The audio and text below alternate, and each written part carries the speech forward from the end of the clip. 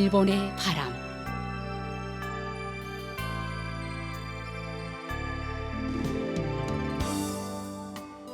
청취자 여러분 안녕하십니까? 일본 정부가 전해드리고 있는 방송 일본의 바람입니다. 저희 방송은 납치 문제를 중심으로 일본과 북조선 관련 뉴스 그리고 일본의 현재 모습과 일본 음악을 보내드리고 있습니다. 아시다시피 일본과 북조선 사이에는 일본인 납치 문제가 여전히 해결되지 않은 현안으로 남아 있습니다. 북조선에 의해 납치된 일본인 가운데 5명은 돌아왔지만 그 밖에 많은 피해자들은 생사 여부조차 모르는 채 아직까지 고향으로 돌아오지 못하고 있습니다. 일본 정부는 북조선 측에 모든 피해자들의 안전을 확보하고 그들을 즉각 귀국시킬 것을 강력히 요구하고 있습니다. 일본과 북조선은 이웃에 있음에도 불구하고 아직까지 공식적으로 외교 관계를 맺지 못하고 있습니다. 일본 정부는 불행했던 과거를 청산하고 납치 문제를 비롯한 여러 현안들을 해결해 국교 정상화를 실현시킬 방침입니다. 그래서 저희 방송에서는 일본과 북조선 사이에 가려놓여 있는 가장 중요한 과제인 일본인 납치 문제를 중심으로 다루고 있습니다. 그럼 오늘도 마지막까지 함께 해주시기 바랍니다. 먼저 일본의 바람 뉴스입니다. 10월 15일 도토리현 요나고시의 요나고 컨벤션 센터에서 정부 납치 문제 대책 본부 도토리현 요나고시 니치난초, 다이센초, 호기초 등의 공동 개최에 의해 납치 문제의 조기 해결을 바라는 국민의 모임 인요나고가 개최되었습니다. 이 모임에서는 주최자 인사 등 외에 납치 피해자 가족과 특정 실종자 가족의 호소가 있었으며 납치 피해자 마츠모토 교코 씨의 오빠인 마츠모토 하지메 씨와 특정 실종자 후루이치 미즈코 씨의 남동생 후루이치 시로우 씨, 특정 실종자 우에다 에이지 씨의 형님 우에다 아츠노리 씨가 등단하였습니다. 그리고 니가타 산업대 특임 교수로 재직 중인 납치 피해자 하스이케 카오루 씨의 강연도 있었으며 귀국을 기원하는 콘서트도 열렸습니다. 이 모임의 모습은 유튜브 납치 문제 대책 본부 사무국 채널에서 생중계로 방송도 되었습니다. 이외에 모임에 앞서 쿠도 내각부 부대신은 납치 피해자 마츠모토 교코 씨의 납치 현장을 시찰했으며 히라이 도토리현 지사와 이기 요나고 시장으로부터 납치 문제의 완전 해결 등을 요구하는 요청서를 받았습니다. 오늘은 이 국민의 모임에서 있었던 쿠도오 쇼조 내각부 부대신의 인사말을 소개해 드리겠습니다. 지금으로부터 46년 전인 1977년 10월 이곳 요나고시 출신의 마츠모토 교코 씨가 북조선에 의해 납치되었습니다. 그리고 도토리에는 북조선에 의해 납치되었을 가능성을 배제할 수 없는 분들도 계십니다. 가족 여러분께서는 지금도 재회를 고대하고 계십니다. 오늘은 이 모임에 앞서 마츠모토 교코 씨의 납치 현장을 오빠이신 마츠모토 하지메 씨와 함께 다녀왔습니다. 자택에서 그리 멀지 않은 곳에서 납치되어 지금도 일본 귀국이 이루어지지 않고 있는 교코 씨 본인의 심정과 교코 씨의 귀가를 기다리고 있는 오빠 하지메 씨의 마음을 생각하면 드릴 말씀이 없습니다. 그리고 납치 문제를 담당하는 내각부 부대신으로서 한시라도 빨리 납치 문제를 해결하고 싶다는 생각을 더욱 깊이 하게 되었습니다. 2002년에 5명의 납치 피해자가 일본으로 귀국한 지 오늘로 21년이 됩니다. 5명 외에 납치 피해자들의 귀국이 아직 실현되지 않은 것은 뼈아픈 일이며 진심으로 죄송하게 생각하는 바입니다. 납치 피해자 가족분들께서도 고령화가 되어가는 가운데 시간적 제약이 있는 이 납치 문제는 한시도 소홀히 할 수 없는 인도적 문제입니다. 계속해서 모든 납치 피해자의 하루라도 빠른 귀국 실현을 위해 전력을 다해 과감하게 임해가겠습니다. 납치 문제 해결에는 국제사회와의 연계가 중요합니다. 5월에 개최된 G7 히로시마 정상회의에서는 순회 공식 성명에서는 북조선에 대해 납치 문제를 즉각 해결할 것을 요구한다는 것을 재차 확인하였습니다. 이어 8월 미국 캠프 데이비드에서 열린 일미한 순회 회담에서는 기시다 일본 총리로부터 납치 문제는 시간적 제약이 있는 인도적 문제임을 말하고 납치 문제의 즉각적인 해결을 위해 미국의 바이든 대통령과 한국의 윤석열 대통령으로부터 다시 한번 강력한 지지를 받았습니다. 바이든 대통령께서는 공동 기자회견에서도 지난해 5월 일본을 방문했을 때 납치 피해자 가족과 면담한 것을 언급하며 모든 납치 피해자의 하루라도 빠른 귀국을 실현하기 위한 결의를 보여주셨습니다. 그리고 이러한 국제사회를 움직이게 하는 것과 동시에 일본으로서 주체적으로 행동하는 것이 중요하다는 것은 두말할 나위도 없습니다. 기시다 일본 총리께서 스스로가 조건을 내걸지 않고 언제든지 김정은 위원장과 직접 마주하겠다는 결의를 밝혀오신 바 있으며 일조 현안을 해결하고 두 나라가 함께 새로운 시대를 열어가겠다는 관점에서의 총리의 결의를 모든 기회를 놓치지 않고 김정은 위원장에게 계속해서 전하는 동시에 순회 회담을 조속히 실현할 수 있도록 총리 직속의 고위급 협의를 해나가려고 생각하십니다. 이와 동시에 납치 문제 해결을 위해서는 국민 여러분께서 모든 납치 피해자의 하루라도 빠른 귀국 실현에 대한 강한 의지를 보여주시는 것이 중요합니다. 오늘 이 집회를 통해 방문객 여러분과 인터넷 라이브 방송을 보시는 전국의 여러분의 목소리가 더욱 커지는 것은 납치 문제 해결을 위한 강력한 뒷받침이 될 것입니다. 여러분의 더욱 많은 지원과 협조를 부탁드리면서 저의 인사로 가름하겠습니다. 부디 잘 부탁드리겠습니다.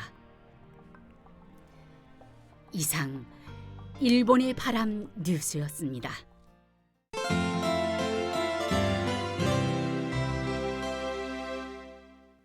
이어서 일본에 살고 있는 북조선 출신인의 일본 문화 소개 코너를 보내드립니다.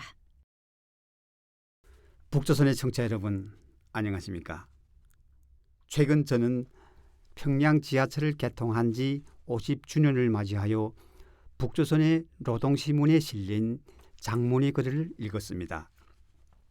문장의 마지막 부분에는 온 세계가 부러워하는 인민의 지하궁전, 지하평양을 일떠 세워준 어버이 수령들의 하늘 같은 은덕을 잊지 말라고 강조하였습니다.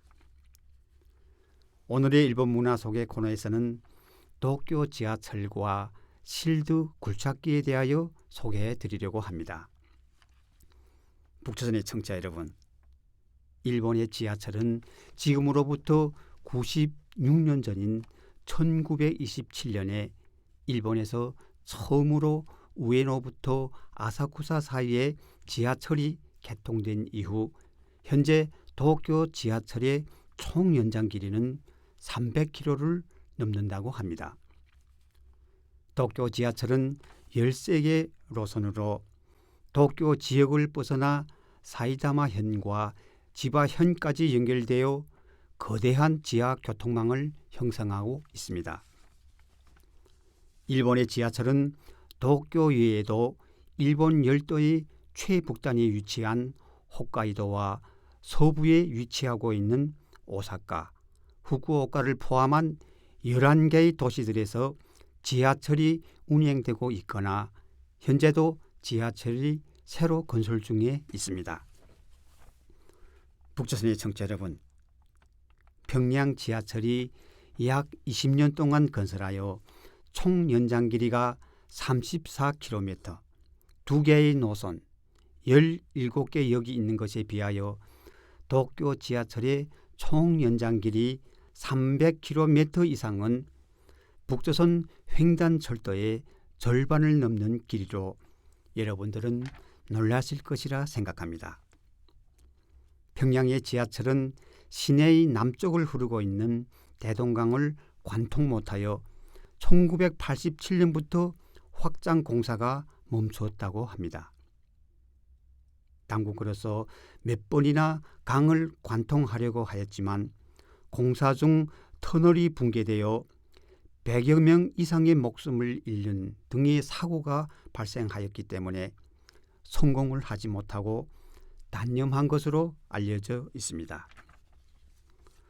북조선에서의 터널 공사는 수동 굴착기를 사용하기도 하지만 이용률은 적고 대부분의 공사는 한마와 정 등의 공구를 사용하여 공사를 하기 때문에 작업 능률도 떨어지고 위험성도 큰 작업입니다. 북조선의 청취자 여러분, 북조선에서 터널 공사는 인명사고가 많고 기일이 오래 걸린다고 알려져 있기 때문에 거대한 도쿄 지하철 공사를 어떤 공법으로 하였을까 하고 의문을 가지는 분들도 있을 것이라 생각합니다. 여러분들은 믿기 어려울 것이라 생각합니다만 일본에서의 터널은 실두 굴착기로 만들고 있습니다. 실두 굴착기는 터널을 만들 때 무너지려고 하는 흙을 누르면서 지하를 파고 벽을 조립하면서 터널을 만드는 작업을 한 대로 실시합니다. 때문에 공사에 걸리는 시간도 짧고 공사비도 늦고 무엇보다도 안전하게 지하 공사를 할 수 있는 것입니다. 실두 굴착기에는 절삭날이 토압과 수압에 대항하기 위해 만든 진흙 압력 실두 굴착기, 진흙 물식 실두 굴착기, 거대 안반용 대용용 실두 굴착기, 특수 실두 굴착기가 있고 직경이 최대 17.45m인 실두 굴착기도 있습니다. 북조선의 청취자 여러분, 사회가 변화 발전하면서 지하 공간은 철도와 도로, 지하 강, 신물류 시스템, 쓰레기 소각 시설, 에너지 관련 시설, 심지어 거대한 지하 도시까지 그 활용의 가능성은 무한히 퍼지고 있다고 합니다. 이러한 지하 공간을 만드는 데 있어서 빼놓을 수 없는 것이 실두 굴착기의 기술입니다. 일본에서는 이러한 기술을 바탕으로 혼슈 북단의 아오모리현과 홋카이도의 사이의 길이 53km 이상의 해저 터널이 1988년에 완공하여 개통했습니다. 일본을 대표하는 중공업 회사의 하나인 히다치 조선은 1967년에 실두 굴착기의 제조를 개시한 이후 국내외 1300기 이상을 납입하고 있으며 일본의 실두 공법의 기술은 세계 제일이라고 합니다. 북조선의 청취자 여러분, 제가 평양에서 살고 있었을 때에는 대동강 남쪽의 동평양 지역에서 살고 있는 사람들은 지하철을 이용할 수가 없어 차별을 받고 있다고 인식하는 사람들이 많았습니다만 기술이 부족하여 지하철 확장을 할 수 없었다는 것을 몰랐습니다. 여러분들은 지난해 10월에 김정은 위원장이 북조선의 동과 서를 횡단하는 대운하를 건설하겠다고 천명한 것을 기억하고 있을 것이라 생각합니다만 건설 장비가 부족하고 수십만 명의 인력에 의한 운하 건설은 쉬운 공사가 아니라고 생각합니다. 일본의 기시다 총리는 일본인 납치 문제가 해결되어 불행한 과거를 청산하여 일조 두 나라 사이의 국교 정상화가 목표라고 여러 차례 밝혔습니다. 두 나라 사이의 국교가 정상화되어 일본의 기술 지원과 협조로 북조선에서도 세계 제1의 일본의 실드 공법과 굴착기를 사용할 수 있어 안전하고 게다가 빠른 길의 도로와 철도 등의 사회 인프라 공사를 할 수 있으면 얼마나 좋겠습니까? 오늘의 일본 문화 속의 코너에서는 도쿄의 지하철과 터널을 만드는 실드 굴착기에 대하여 소개해 드렸습니다. 일본 문화 속의 코너를 청취하고 계시는 북조선의 여러분, 대단히 감사합니다. 안녕히 계십시오. 이상 일본 문화 소개 코너였습니다.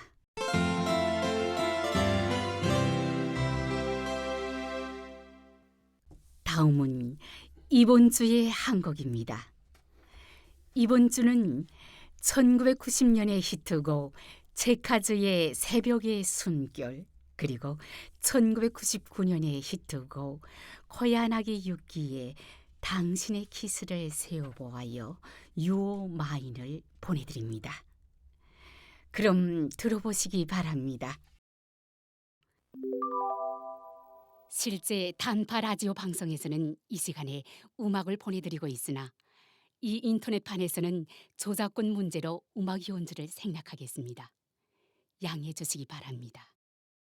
체카즈의 새벽의 숨결, 그리고 코야나기 유키의 당신의 키스를 세어보아요 유오 마인을 들어보셨습니다.